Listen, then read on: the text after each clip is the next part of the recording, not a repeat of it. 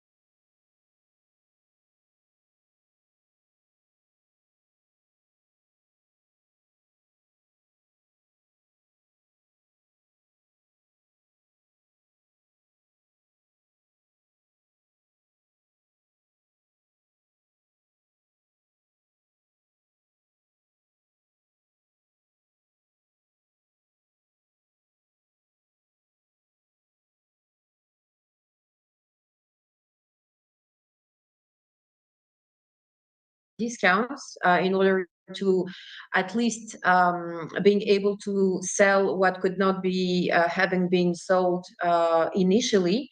Then there's also people, even working people, that are able to take some of it. I'm not sure whether they still have to pay for, but it's something that can be managed. And other than that, unfortunately, and as Frigo also told us, a lot of it is simply thrown away. And it's not even only thrown away, it's with chemicals that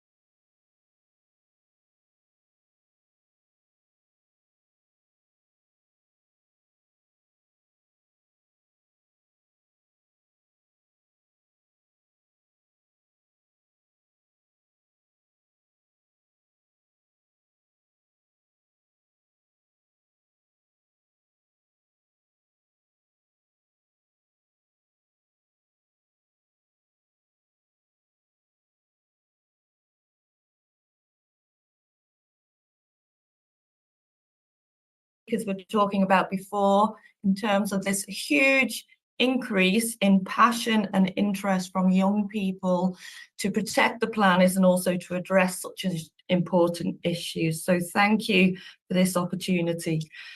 So in terms of the question that you've just asked, so food waste or food loss, these terms might be used interchangeably, but as you said, they occur across the whole food chain, not only from the farm, but also to the fork or the plate in terms of the household.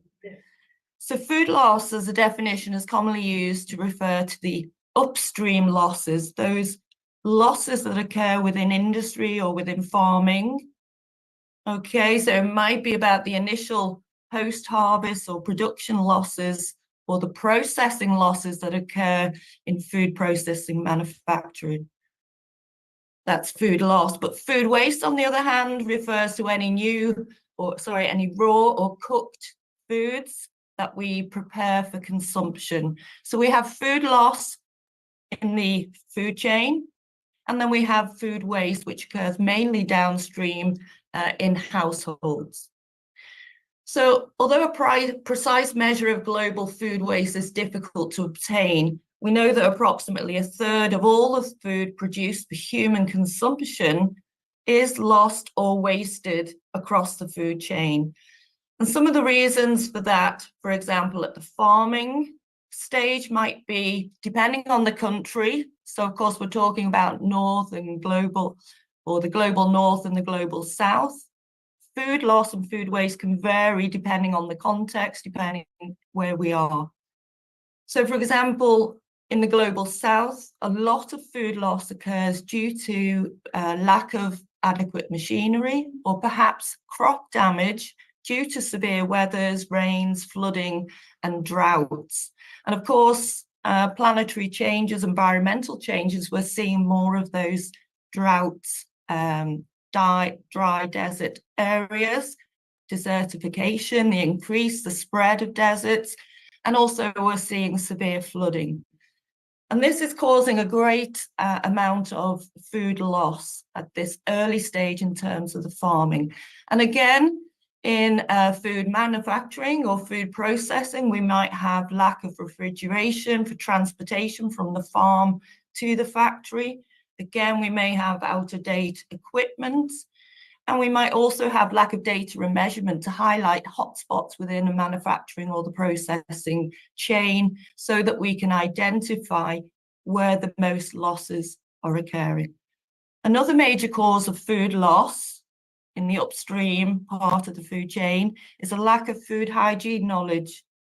So many of the crops, for example, may be lost to environmental factors, but could also be lost due to human factors, and could easily be rectified in terms of educating people about the importance of food hygiene, particularly in the food processing stages.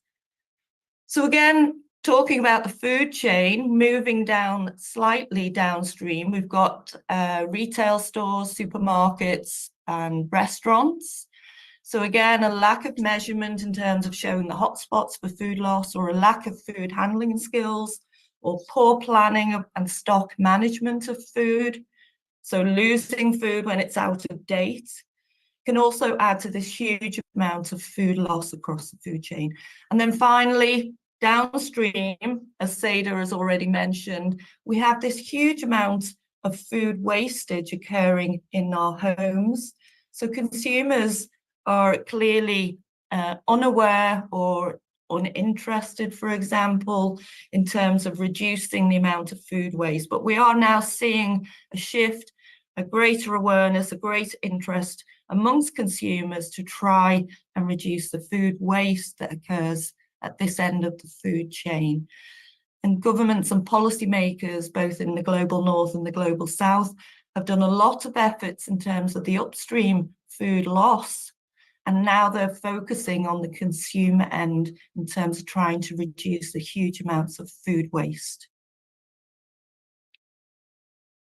Wow, thank you so much, Dr. Lynn. It's interesting to learn about how the different intersections with food waste. I would never have thought that that food waste and hygiene together are causing such an impact on climate change. So please, thank you so much for highlighting that. I would also like to ask Anna, who is representing FIGO, the same question. Anna, from the FIGO perspective, what are the primary sources of food waste in the supply chain from production to consumption?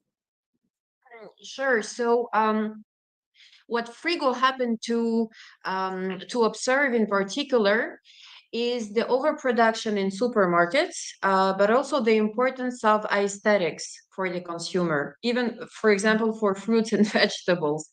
If they don't look let's say, beautiful enough, people tend to simply throw it away or not buy it.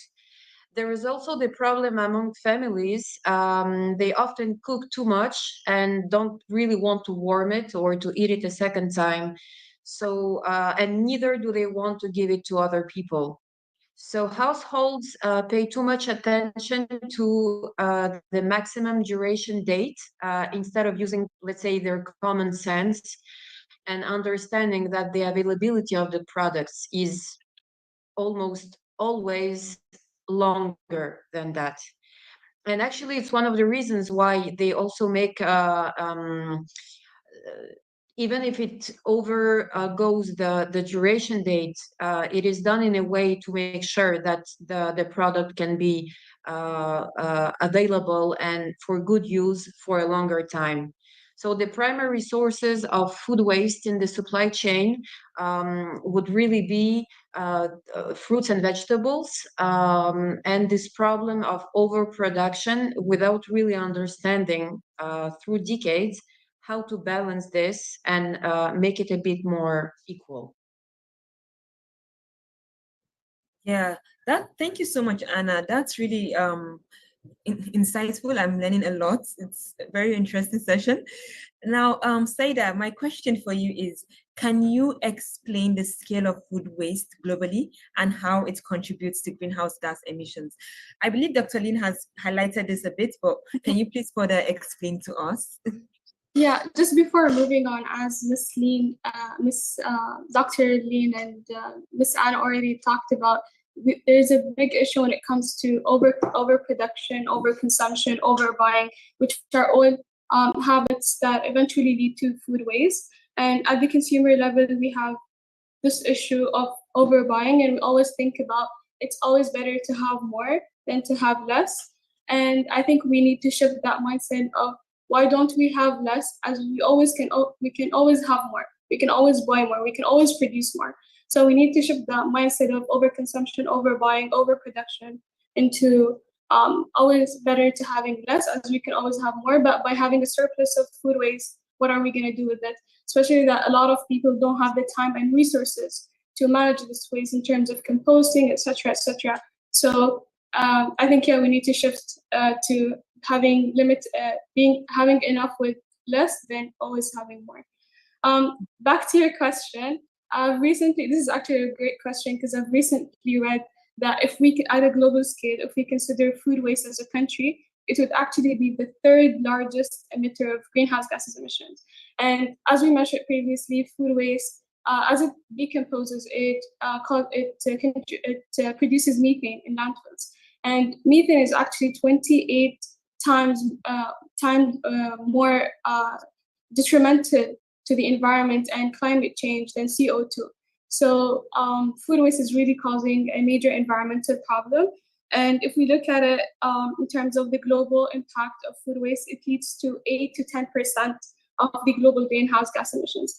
And I also think people usually forget the whole process in the supply chain, as there's so much resources wasted in terms of the production, watering, or in terms of irrigation, watering these products, and the transportation, moving it from a country to another in terms of the exporting and importing. So there are also a lot of resources wasted, not just the byproduct and the food waste, but it's also the whole process, starting off from pre-production and production and all the way downstream to the consumer level.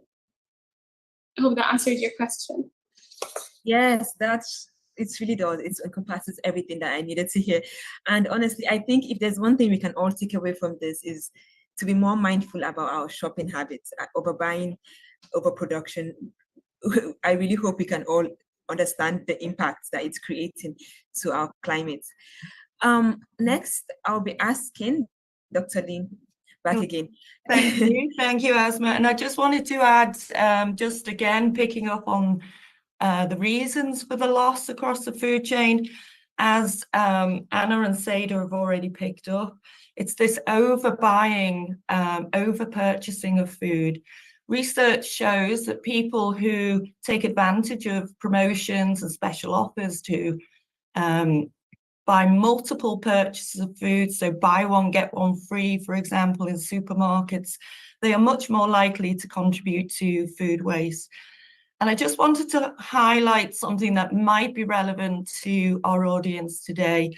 Having worked in the Middle East for the last 4 years, I know that here in the Middle East, hospitality and generosity are such important cultural values that whenever people get together, they like to offer food. And then also, it is quite rude to refuse food. So there is this culture of having more and more food.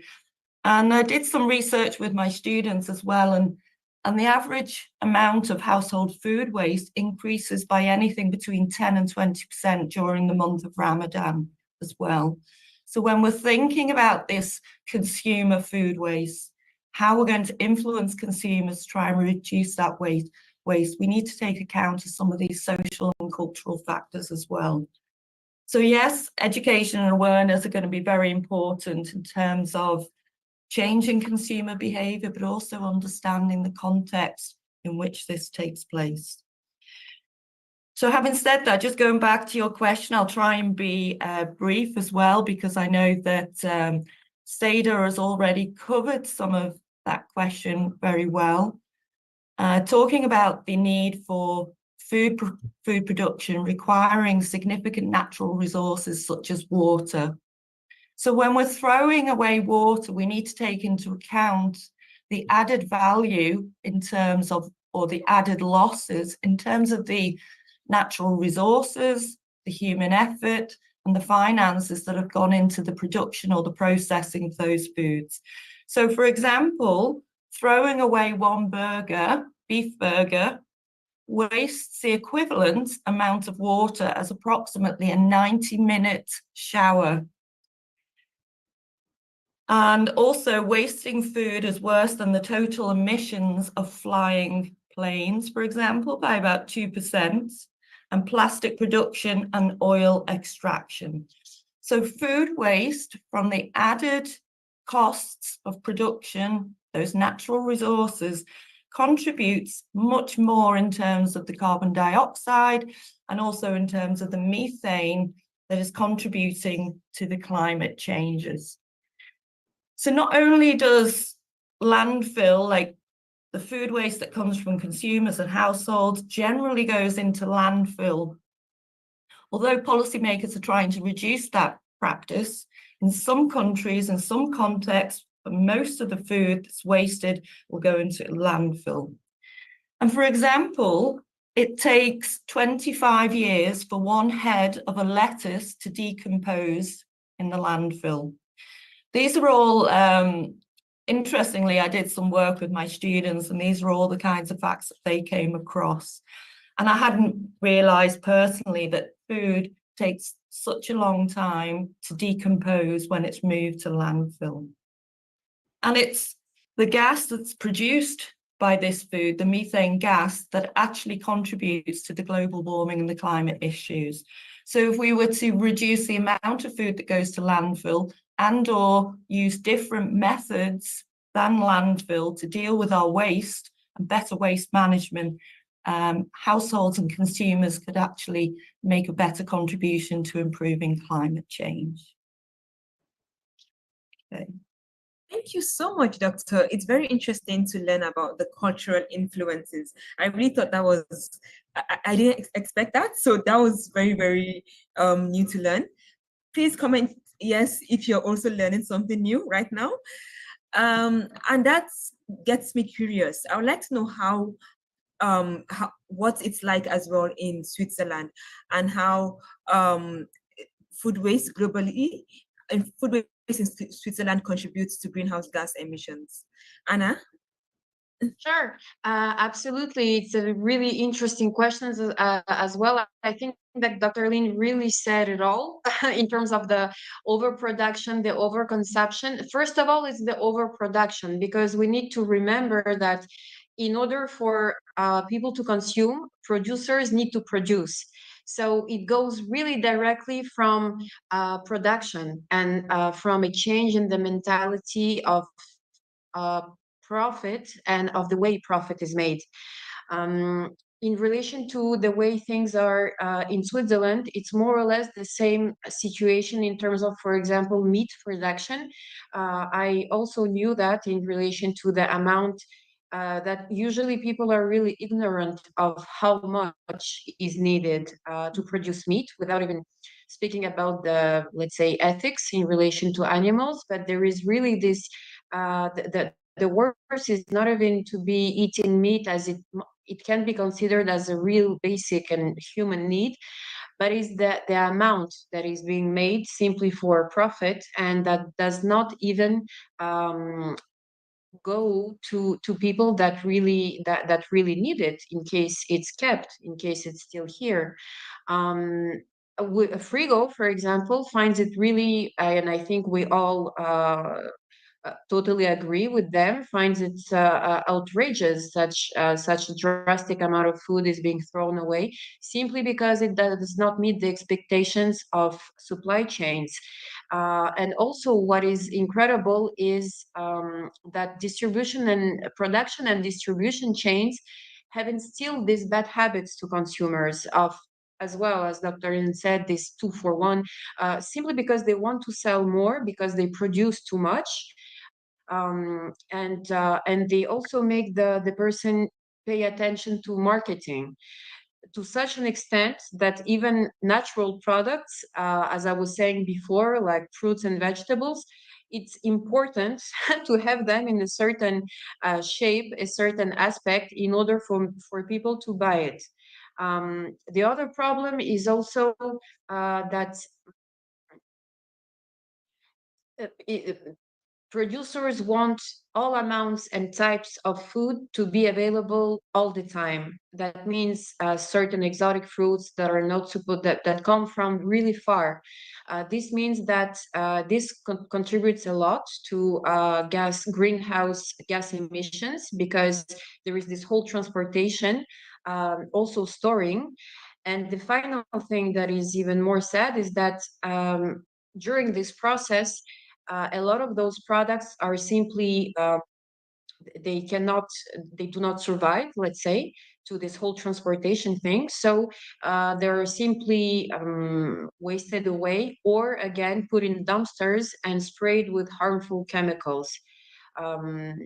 So yeah, I would say that this problem of having this dysfunction among these different chains make it really hard for food to stay local and not go into a global market scale of simply having it all year round with too much, unfortunately, gas emissions that are implied in this process.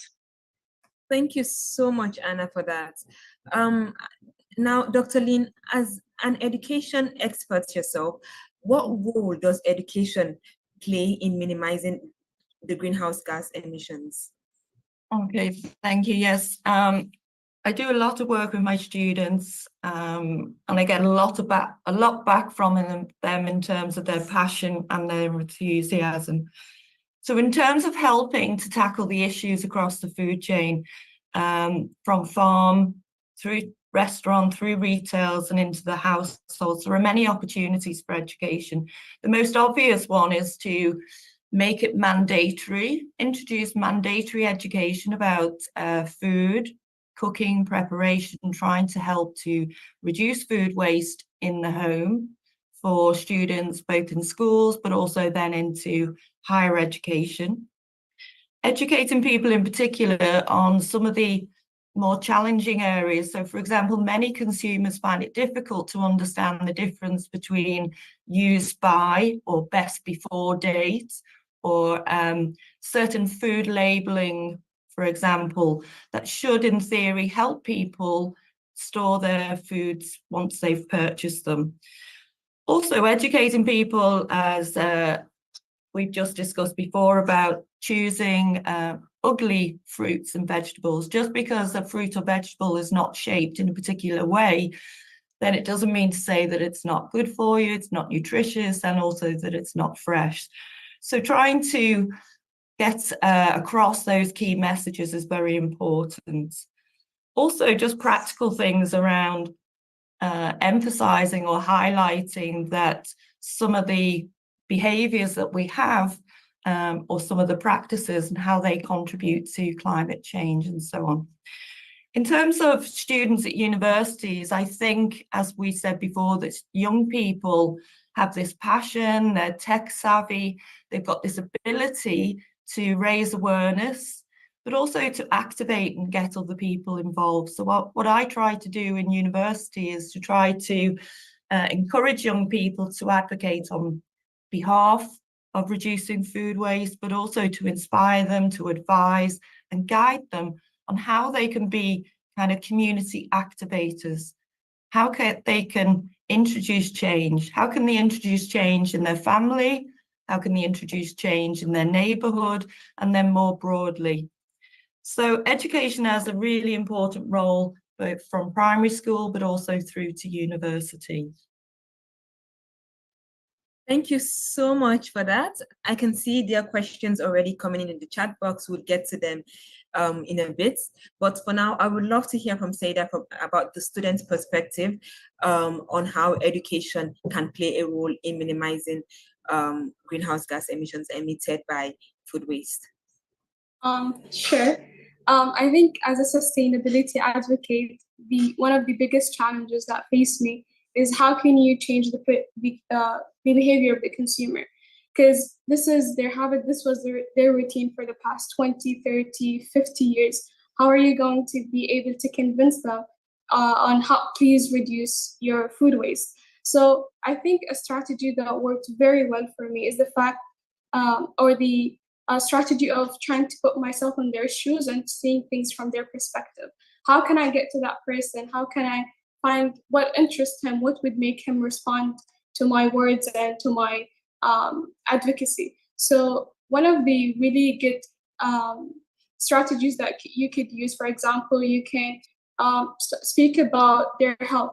For example, saying by pre-planning and buying what is only needed for your weekly groceries, and as long as your plate includes your nutritional values and it meets your nutritional needs, that's enough for you. More than that, or purchasing more than that, or eating more than that will causes different diseases, including heart diseases, obesity, and etc., etc. So sometimes I think a really good way is to see things from their perspective and touch on what interests them. For example, food waste could lead to greenhouse gases emissions. Greenhouse gas emissions will affect your health. It will affect your respiratory system, your longevity, and etc., etc. So I think it's very important to also see things from the people's perspective and how they perceive life, and etc. Because so many people, they don't really just respond to lecturing and raising awareness and etc.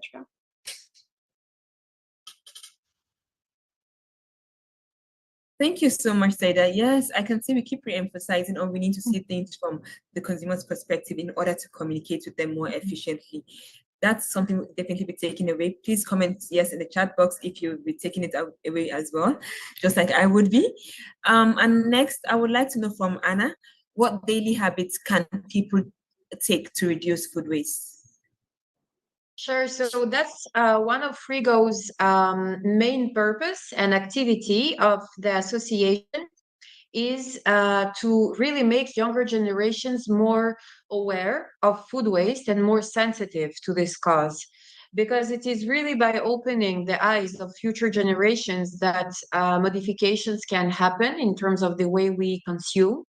The fact that there are a certain amount of time during which that composed generations, and that is still allowed by nature, let's say, to take this time in order to make those changes. The main thing that interests the association, apart from helping people, is the awareness of this situation. At Frigo's level, what they already do is to work, for example, with a woman chef that shares anti-waste recipes with students and that they highlight in their social networks and on the website. So this way, consumers also learn and learn about the different ways and the different things that can be done with the same product. Again, about the duration date, how can it be recognized or identified as for a product.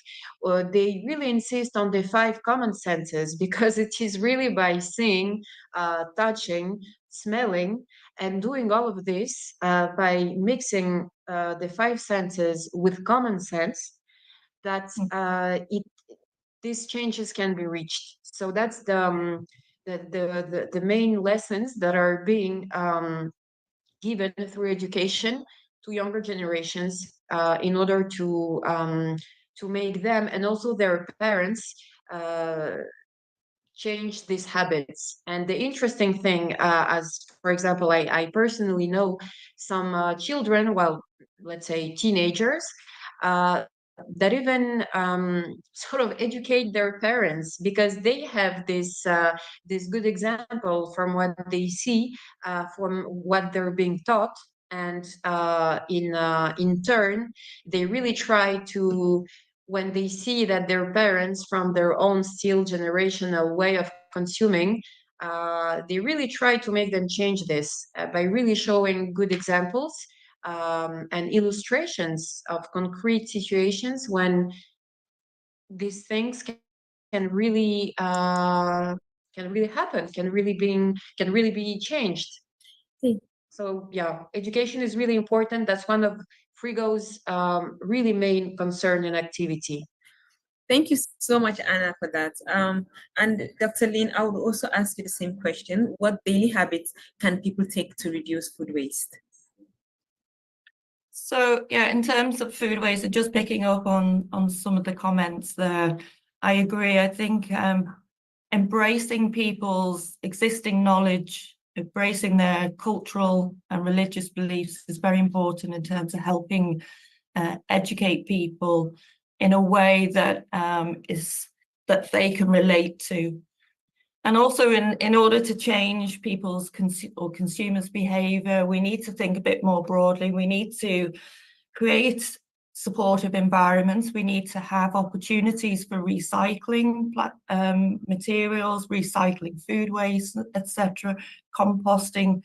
If we can have those available in people's communities, and also schemes such as Frigo, or we have a similar one in the UAE, which is called Replate, and they distribute surplus food from restaurants to homes, to labourers, and other organisations or people who are in need of food.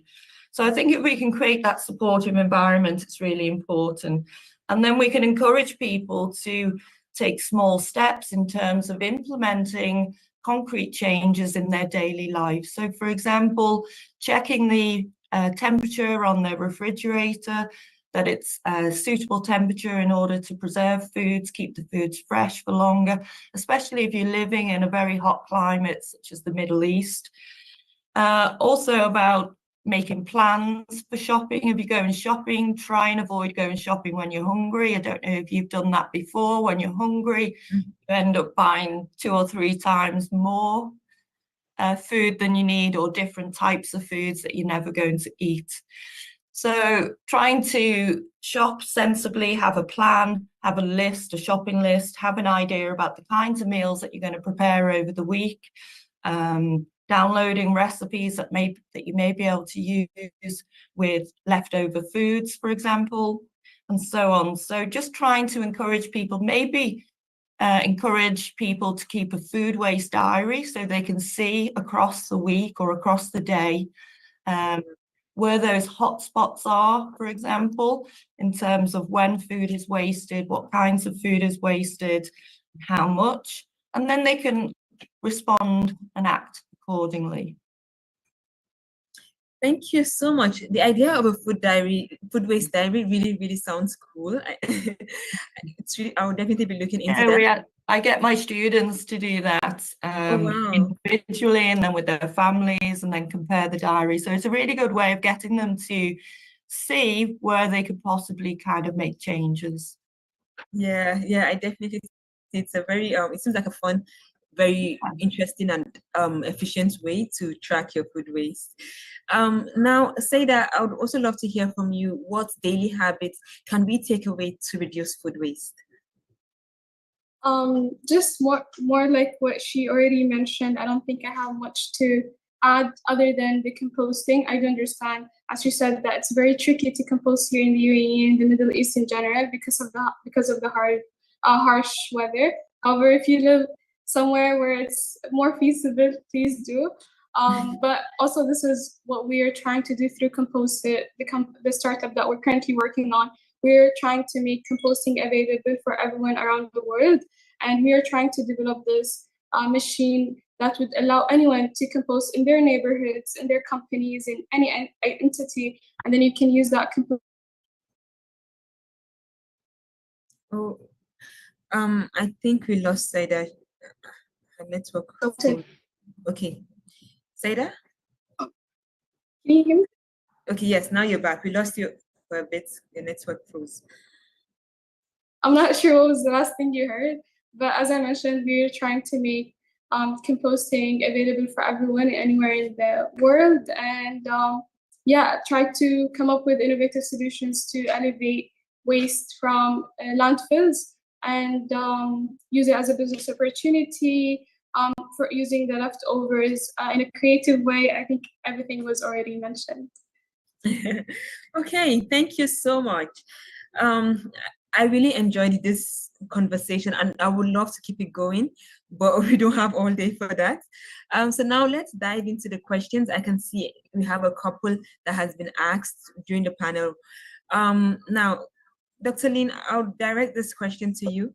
We have a question asking, how many times per week should we eat meat? And do we even need to eat meat at all?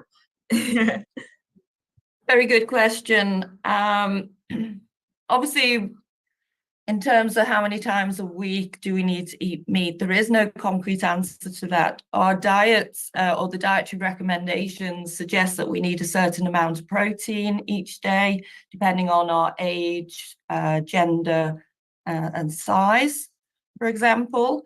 And this protein should come from a mix of animal protein, such as meat, but also dairy protein, and or vegetable protein, and or cereals from plants. Increasingly, both for public health in terms of helping to reduce the risk of cancer, heart disease, etc., and also help control weight or manage weight, and for climate reasons, we're encouraged to shift to a plant-based diet. So if more of the recommended daily amount of protein that we should eat should come from plants, the amount of protein per day for the average female, for example, might be 100 grams, which is approximately 2 ounces, 100 to 150 grams. So that might be the equivalent to a couple of handfuls of grains, cereals, a small piece of meat, and say some dairy products. I haven't given the precise proportions because that's kind of like a difficult question to answer because it varies from individual to individual. But basically, we are encouraged to move to more plant-based diets. Thank you so much for that, Doctor. Now, another question we received was, how can we reduce food consumption in our daily lives? But I believe this has already been covered. So I would move on to another question. Saida, if you can take this. What daily activity leads to the largest share of emissions?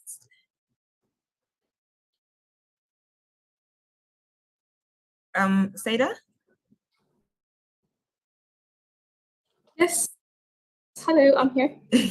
Yes. So what daily activity leads to the largest share of emissions? In terms of like in the food chain, in the food supply chain, or? It wasn't clarified in the chat box, but we can assume that it's in the food chain. I think, as we mentioned when we talked about the supply chain, we talked about how a lot of food is wasted in the consumption level in terms of the restaurants and households. And this is where most of the food waste is generated. And of course, such large amount of food waste would definitely lead to high emissions of CO2s and methane and etc. So I think if we're talking about the supply chain, it would definitely be at the consumption level and overconsumption in general. Thank you so much. And I guess a follow-up question to the earlier question I asked Dr. Lin, how can we supply iron to the body easily when we are moving to the plant-based protein diets? Okay, so we know that nuts and seeds can make an important contribution for iron intake for those who follow a plant-based diet. And also very dark green leafy vegetables, so like kale, spinach, and so on. Also depends whether or not you're a strict vegetarian, or as I say, some people are more flexitarian, for example, and will eat red meat on some days, or will, for example, consume dairy products. So we know that eggs, in particular the egg yolk, is a very good and a good quality source of iron in the diet. Okay, thank you so much. And back to you again, Saida. How can third world countries like Nigeria be more informed? I believe she means third world countries also in general, be more informed and advocate for better policies when it comes to climate change and food waste. I think this is where the role of NGOs and sustainability environmentalist activists comes in hand. I'm not sure if you can see me and hear me. Yes, we can see you and hear you. So yeah, I think as such population, we are the ones, it lies on us as youth and advocates to try to target such populations and talk about the importance of such issues and how can we work on it, what can we do with them, how can we work with them, and yeah, so it lies on the youth and the NGOs to try to reach to them and raise awareness about such issues. And Tasneem, I would also like to ask you the same question. How can third world countries be more informed and advocate for better policies? Because you're also passionate about policy. Can you hear me and see me? Yes, we can. Yeah, so when it comes to third world countries, basically highlighting the vulnerability of these countries is really important, because we all know that the impact is disproportionate, right? When it comes to third world countries, they are affected more with the global climate change impact. So highlighting that vulnerability and demanding climate justice is really important. I would say it is important to utilize the global platforms like the COP, for example, and to really provide efforts in preparation for such global platforms to highlight what is happening in that specific country, what are the climate change impacts in that country. And I do recognize that that's not always possible. And this is why sometimes the global aid from other countries is needed to highlight the vulnerability of third world countries. Thank you so much for that. And I have another question. I think this one is really interesting. We have food waste. The question says we have food waste, and on the other side, we have hunger. Any idea on how we can convert the food waste and solve the hunger problem in poor areas? And I think this also applies to the question of third world countries. Yeah, so basically, I believe we do need to redistribute systems and look at this as an issue of redistribution or structuring of the systems. Because if you have surplus of food from one end, from supermarkets, hotels, and restaurants, and you have food hunger in the same country, I would say that's a huge red flag. There is a redistribution of systems that needs to happen sometimes, and we also need to improve the storage and transport practices throughout the supply chain, just to kind of reduce food waste from one end and to solve the food hunger from the other end. Okay, thank you so much. Now that brings me to the end of the webinar.